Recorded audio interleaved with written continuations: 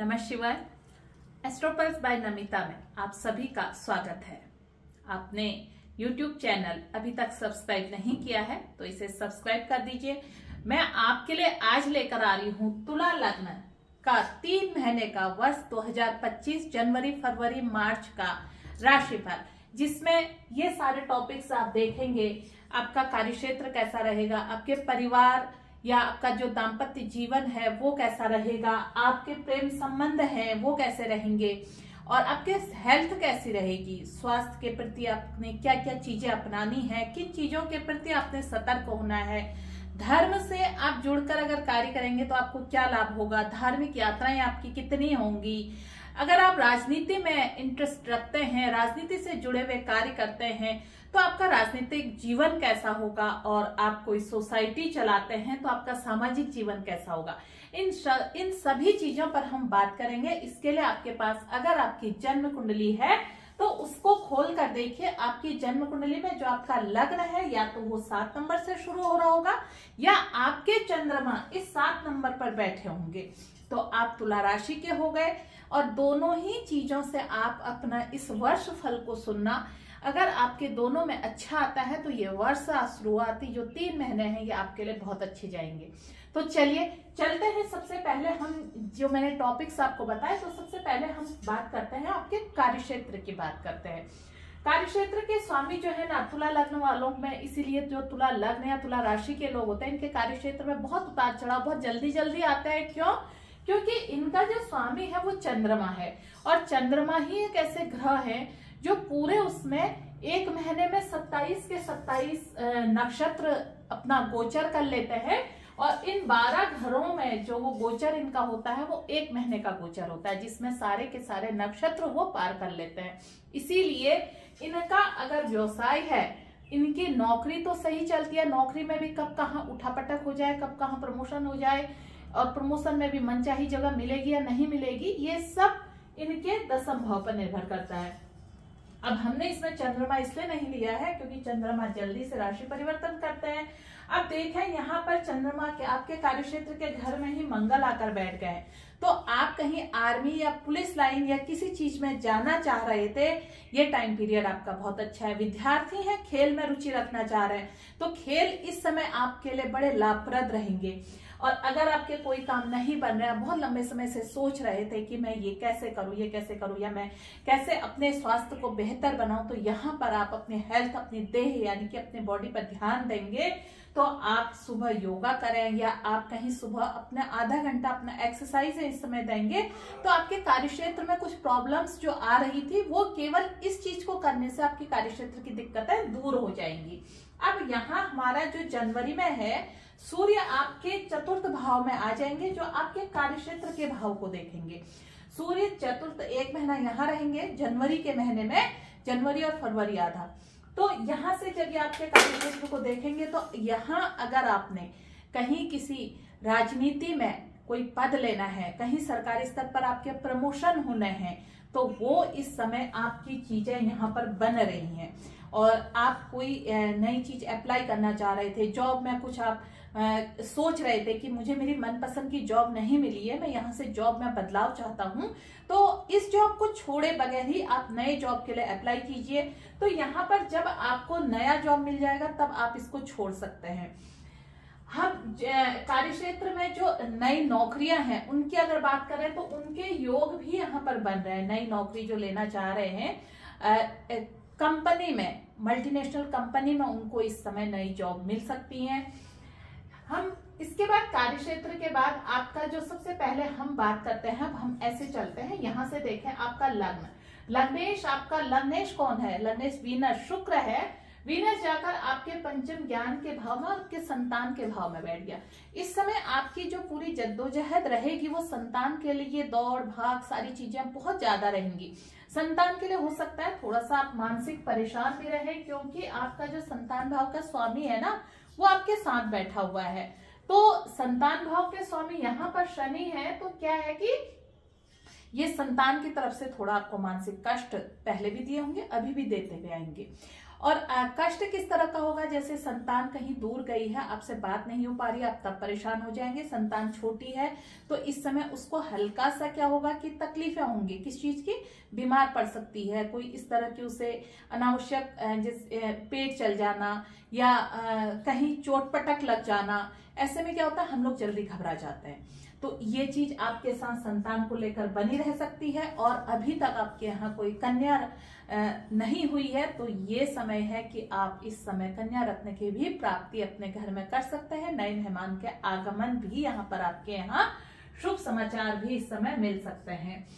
अब परिवार में अगर हम परिवार, ये मैंने आपकी बात कर ली। इसके बाद अगर मैं आपके धन की बात करूं कि आपका संचित धन कितना रहेगा इस समय, आप कोई नया इन्वेस्टमेंट करेंगे या कुछ नई एफडी वगैरह करेंगे तो इस समय थोड़ा सा दिक्कत आएगी। हो सकता है कि आपका बच्चा कहीं निकल जाए तो आपको अपना धन अपने संतान के लिए खर्च करना पड़े, क्योंकि संतान भाव यहाँ से आपका जो है वो यहाँ बैठा हुआ है, 7वीं दृष्टि से यहाँ देख रहा है और यहाँ के बाद 8वीं दृष्टि से आपके पंचम भाव को देख रहा है। तो यह है कि संतान के लिए आपका धन खर्च हो सकता है। और हम आपके पराक्रम की बात करें तो पराक्रम का स्वामी जो है आपके कहाँ गए हैं, वो आपके अष्टम भाव में गए हैं। तो इस समय आप कोई गुप्त साधना या गुप्त विद्या सीख रहे थे, उसको गुप्त ही रखें, किसी को अपनी चीजें बताए नहीं। ये समय है आपके आध्यात्म का, ये समय है आपके ध्यान का। और चतुर्थ भाव की मैंने आपकी बात कर दी है। चौथे भाव में आपके सूर्य गए हुए हैं, 1 महीना यहाँ पर रहेंगे। तो इस समय आपके घर में किसी बड़े व्यक्ति का आगमन हो सकता है। कोई सरकारी स्तर से ऐसे व्यक्ति हैं जो सोच रहे थे कि हम अभी तक हमारे घर में आए नहीं। कोई बड़े अधिकारी आपके घर में अचानक उनका घर आना भी हो सकता है, लेकिन आपने घर में किसी भी तरह की कलेश नहीं करना है। घर में बिना बात के आप घर के अंदर विवाद भी कर सकते हैं, इन चीजों से बचना है। अब बाहर आप जितना पोलाइट रहेंगे, लेकिन घर के अंदर आकर अपने अहंकार के चरम पर रहना, ये आपका स्वभाव इस समय बन सकता है। इससे हमें थोड़ा सा दूर रहना है। पंचम भाव की बात मैंने कर ली है। पंचम का स्वामी पंचमेश यही है। अब यहाँ से ये कहाँ देख रहे हैं, यहाँ से ये आपके लाभ को देख रहे हैं। तो आपका लाभ किससे है, सामाजिक कार्य में आपने अभी तक जो इन्वेस्ट किया था वो लाभ आपको मिलेगा। जो आपने समाज को समय दिया था वो समय इस समय आपको मिल सकता है। दूसरा, आप कोई सोसाइटी का काम कर रहे हैं, किसी एनजीओ से जुड़े हैं या आपका अपना एनजीओ है, तो ये टाइम पीरियड है जब आपको इस समय उसका लाभ मिलेगा। और आप किसी इसका स्वामी कहाँ बैठा है, चौथे में, और ये जनता का पैसा है। तो जनता के धन में आपके लाभ भाव के स्वामी बैठे हैं। तो ये क्या होगा कि आपके पास जो फंडिंग आएगी ना, वो गवर्नमेंट से भी आ सकती है और सोसाइटी के लोग आपको फंड खुद भी दे सकते हैं, क्योंकि आप जो अच्छा काम करते हुए आ रहे हैं उसकी वजह से आपको इस समय धन की प्राप्ति भी अपनी सोसाइटी के माध्यम से हो सकती है। और आप एक अपनी नई पहचान बनाने का आपका समय आया है, तो वो पहचान आप बना सकते हैं। और आपकी संतान कुछ ऐसा नया काम कर सकती है जिससे आपको भी पहचान मिले। तो आपकी संतान इस समय ना टेक्निकल चीजों से भी वो जुड़ सकती है, क्योंकि यहाँ संतान जो आपका संतान भाव में आपके मंगल की भी दृष्टि पड़ रही है। शनि और मंगल का जब दृष्टि एक साथ होती है, जब शनि पर मंगल की दृष्टि पड़ती है, तो कुछ ऐसी चीजों का नया आविष्कार करना, संतान के नाम से आपके नाम को जाना जाना, ये भी इस समय आपके साथ हो सकता है। अब यहाँ बैठे हैं, हमारा जो रोग रिपु ऋण में है, इसमें राहु आए हैं। आप सबसे पहले इस समय अपने स्वास्थ्य को लेकर ध्यान रखिएगा, क्योंकि राहु 12 में आएंगे तो ये छुपे हुए कुछ रोग आपके बाहर ले आएंगे। जिन रोग अभी तक आपको पता ही नहीं था, तो अचानक पता चला, अरे आपको तो एक बड़ी बीमारी हो गई, गंभीर बीमारी हो गई। इन चीजों से आपने सतर्क रहना है। इसीलिए कहा है कि अगर छठे में राहु है और अष्टम में गुरु है, तो आपको अपनी दैनिक दिनचर्या में व्यायाम, योग और थोड़ा सा मेडिटेशन वगैरह अवश्य शामिल करना चाहिए। अपनी दिनचर्या को आप जितना अच्छा बनाकर रखेंगे, राहु एक रहस्यमय ग्रह है और ये कब किसको क्या न दे दे कुछ पता नहीं चलता है। और यहाँ पर रह के राहु ने अचानक, जिनको आप मित्र समझ रहे थे वो शत्रु निकल आए। जो आपको लग रहा था कि ये तो मेरा कभी हित ही नहीं करेंगे, और वो सबसे बड़े आपके हितैषी निकल आए। और अचानक किसी ने आपको बहुत बड़ा सपना दिखाया करोड़ों का और आपसे कहा कि इसमें पैसा लगा दो, और आपने अपना सारा जमा बचत उसमें लगा दिया और अपना पैसा कर्ज लेके भी लगा दिया, तो आप कर्ज में फंस जाएंगे। तो जब राहु यहाँ पर है, बिना सोचे समझे अपने पैसे का इन्वेस्टमेंट किसी के कहने पर न करें, क्योंकि अगर आपने अब ऐसा किया, क्योंकि अब राहु यहाँ से जाने वाले हैं, और राहु जब यहाँ से जाएंगे तो जाते जाते अगर आपने यहाँ गुरु थे, बहुत अच्छा इस समय का आपका जो समय रहा होगा, या अगर अच्छा नहीं बीता, आपने अनएथिकल रूप से धन कमाया है, धन भाव पर गुरु की दृष्टि है और गुरु यहाँ बैठे हैं, और आपने अनैतिक तरह से कोई धन कमाया है, तो राहु जाते जाते इसको क्या कर जाएंगे, आपका ये धन फंसा जाएंगे। इसलिए अगर आपने अपने धन को किसी के कहने पर किसी जगह इन्वेस्ट नहीं कर देना है। अगर आप जमीन में इसको इन्वेस्ट करते हैं, तो जमीन में अगर जमीन का कारक यहाँ पर सूर्य, जमीन का कारक आपके शनि जो पंचम भाव पर बैठे हुए हैं, अपनी ही राशि में बैठे हुए हैं, लेकिन जमीन का लाभ आपको ये जब दिलाएंगे तो यहाँ सूर्य है, सूर्य और शनि की शत्रुता आपको पता है, तो ये हो सकता है आपको यहाँ फंसा दे, क्योंकि यहाँ से जो 1 2 3 4 5 यहाँ से जो ये है ना तीसरा भाव, इसका छठा भाव ये है, तो ये धोखा दिलवाता है, तो आपको जमीन में धोखा मिलने की संभावना है। तो इस धोखे से बचने के लिए आप उन कागजों को अच्छे से जांच पड़ताल कर लें कि ये कागज सही है या नहीं है, यहीं से आप लोग फंसेंगे। अब हम आपके दाम्पत्य की बात करते हैं। दाम्पत्य का स्वामी नीच का होके आपके कार्यक्षेत्र में बैठा है, तो कार्यक्षेत्र में कहीं कोई ऐसे संबंध अगर उजागर हो सकते हैं जिनकी वजह से आपके घर में कलेश हो सकता है, उन संबंधों को आप वहीं पर खत्म करके अपने दाम्पत्य जीवन पर ध्यान दें, क्योंकि दाम्पत्य भाव में आपके 1 2 3 शनि की दृष्टि है, तो ये कहीं ना कहीं आपके बीच में एक गलतफहमी पैदा करने का काम करेंगे। माना कि कुछ किसी के मुंह से कुछ सुना और सुनने के बाद आपने उसको इतना बड़ा बना दिया, तो दोनों के बीच में क्या हो गई, गलतफहमियां पैदा हो गई हैं। अष्टम का मैंने आपको बता दिया कि आपने अपनी जो साधनाएं करनी है वो सब गुप्त रखनी है। हमेशा दूसरों के लिए आप अच्छा बोलिए, क्योंकि जैसे ही आप दूसरों के लिए अच्छी चीजें बोलने लगते हैं, वैसे ही आपकी चीजें यहाँ पर गुरु हैं, तो आपकी चीजें ठीक हो जाएंगी। धर्म भाव के स्वामी यात्रा भाव पर बैठे हैं, तो इस समय आपकी यात्राएं, छोटी छोटी यात्राएं, जब से बुध यहाँ पर आए हैं तो तब से आपकी धार्मिक छोटी छोटी यात्राएं होंगी। आप कहीं अच्छे तीर्थ स्थान पर अपने परिवार को लेकर भी इस समय जा सकते हैं, ये योग भी आपके बन रहे हैं। इसके बाद हम आपकी बात करते हैं कार्यक्षेत्र के। हमने बात आपकी यहाँ पर कर ली है, क्योंकि इसका चंद्रमा पर इसका बड़ा निर्भर है, सूर्य की दृष्टि यहाँ पर है। और उसके बाद हम कार्यक्षेत्र के बाद लाभ की मैंने आपकी बात कर ली है कि लाभ भाव के स्वामी सूर्य 8 जनवरी में यहाँ है, 14 फरवरी के बाद वो यहाँ आ जाएंगे, तो यहाँ से ये अपने घर को देखेंगे, और जब अपने घर को देखेंगे तो उस समय आपके 14 फरवरी के बाद से आपकी जो उन्नति है समाज में वो बढ़ेगी। बहुत समय से आप किसी चीज, कोई नई कंपनी खोलना चाह रहे थे, या आपकी कंपनी घाटे पर है, या आपके सरकारी स्तर पर प्रमोशन नहीं हो रहे थे, या किसी कारण से आप पदोन्नति या कोई डेपुटेशन पर जाना चाह रहे थे और वो काम नहीं बन रहे थे, तो वो बन जाएंगे। और उसके बाद जब सूर्य यहाँ पर आ जाएंगे मार्च में, तो यहाँ से आपके सरकारी क्षेत्र में जाने के रास्ते खोल देंगे। आप बड़े कंपटीशन देना चाह रहे थे और उनमें आप अपना रिजल्ट पॉजिटिव हासिल कर लेंगे, यानी कि आप वो कंपटीशन क्रैक कर लेंगे। आप कोई बड़ी परीक्षा देने जा रहे हैं, तो वहां पर ये इस समय बन रहा है कि आप उस नौकरी, अच्छी नौकरी को पा लेंगे। इसके बाद हम करते हैं आपके छठे भाव की, 12वें भाव के बाद जो आपके तीसरे भाव में ये स्वामी गए हैं, ये हमारा व्यय भाव है, ये हमारा मोक्ष का भाव भी है। तो मैंने जैसे कहा कि आप यहाँ केतु बैठे हुए हैं, एक तो केतु के है कि आप इस समय थोड़ा सा दूसरे तरीके से जीवन को देखने लगे हैं। आप 40 वर्ष से ऊपर के हो गए हैं, तो अपने जीवन के बारे में आप ये सोचने लगे हैं, आध्यात्म की तरफ आप इस वाली स्थिति में है, क्योंकि यहाँ से गुरु की 1 2 3 4 5वीं दृष्टि यहाँ पर भी है। तो आप थोड़ा सा अभी किसमें है, तोल रहे हैं चीजों को कि इधर रहूं या इधर रहूं, यानी कि मैं अध्यात्म में रहूं या मैं सांसारिक भौतिक जीवन में रहूं, क्योंकि शुक्र भी अभी आपके उच्च के हो जाएंगे। जब छठे में आएंगे तो यहाँ शुक्र की भी दृष्टि चली जाएगी, तो फिर आपका भाव जो होगा ना वो भोग की तरफ हो जाएगा। लग्नेश उच्च राशि में जब जाता है और वो भी आपके छठे भाव पर ये उच्च का होगा, तो ये आपको हो सकता है उस वक्त पर, ये फरवरी में यहाँ पर आ जाएंगे, तो उस वक्त पर ये आपको भोग विलास में डाल सकता है। तब तक आपके जो मंगल है वो भी यहाँ पर आ जाएंगे। मंगल बुध की राशि में आएंगे तो ये मंगल आपके लिए बहुत ज्यादा कारक नहीं होते हैं, और बुध इनके वैसे भी शत्रु हैं।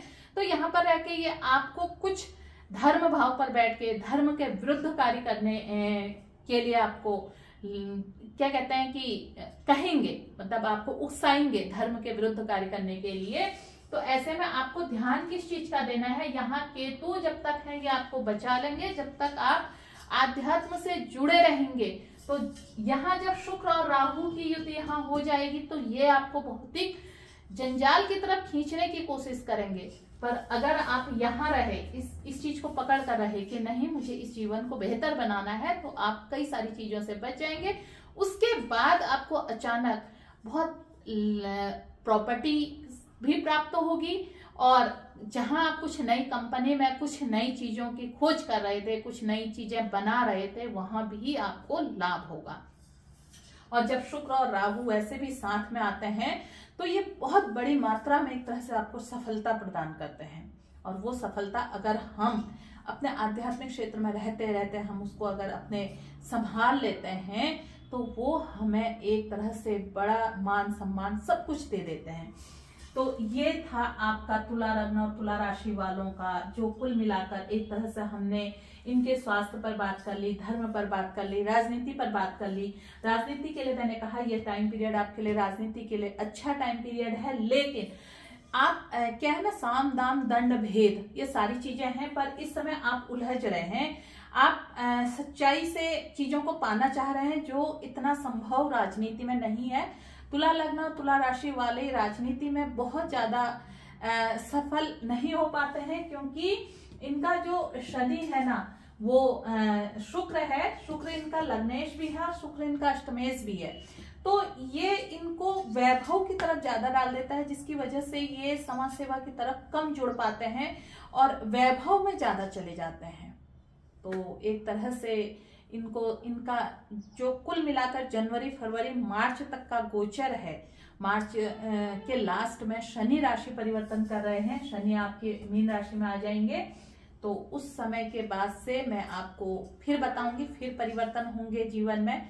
तब तक आपका एक अच्छा जो है तुला लग्न तुला राशि वालों के लिए एक अच्छा गोचर है। आपने उपाय इतना ही करना है, मंगल अगर इस भाव में भी आते हैं, आपने अपने जब तक गुरु यहाँ पर है आप आध्यात्म से जुड़ कर रहिए, अपने साधना अपना मंत्र छुपा कर रखिए। पर्टिकुलर सुबह का आधा घंटा अपने योग प्राणायाम पूजा इस समय को बांटकर इस चीज को ठीक करिए। इससे अगर आप जुड़ कर रहेंगे तो आप अपने जीवन को भी स्वस्थ बना कर रखेंगे। तो कैसा लगा आपको ये अपना राशिफल, इसको आप कमेंट के माध्यम से मुझे अवश्य बताइए। और अगर ये राशिफल आपको पसंद आया तो चैनल आप सब्सक्राइब कीजिए और अपने मित्रों को भी इस राशिफल को शेयर कीजिए। जन्म कुंडली उठाइए और देखिए आपके जो ग्रह है ना ये कहाँ कहाँ बैठे हैं, कहाँ आपके धनेश बैठे हुए हैं आपके नेटल चार्ट में, वो लिखिए। फिर बहुत ज्यादा चीजें हमारी महादशा पर भी काम करती हैं कि आपको इस समय महादशा कौन सी चली है, कारक की चली है या नहीं चली है। अगर आपके जो इस उसमें कारक हैं उनकी महादशा चली है तो यह आपको काफी कुछ दे कर जाएंगे। तो आप कमेंट के माध्यम से मुझे लिख कर बताइए कि आपके जो धन भाव के जो स्वामी हैं वो मंगल हैं, वो सूर्य हैं, वो शनि हैं और वो बुध हैं। ये आपकी जन्म कुंडली में कहाँ कहाँ बैठे हैं, क्या आपको इनकी दशा है? अगर हाँ तो आप लिखिए, फिर मैं आपको बताती हूँ कि अब आपको क्या करना है। नमस्कार, धन्यवाद, फिर मिलते हैं एक नए वीडियो के साथ।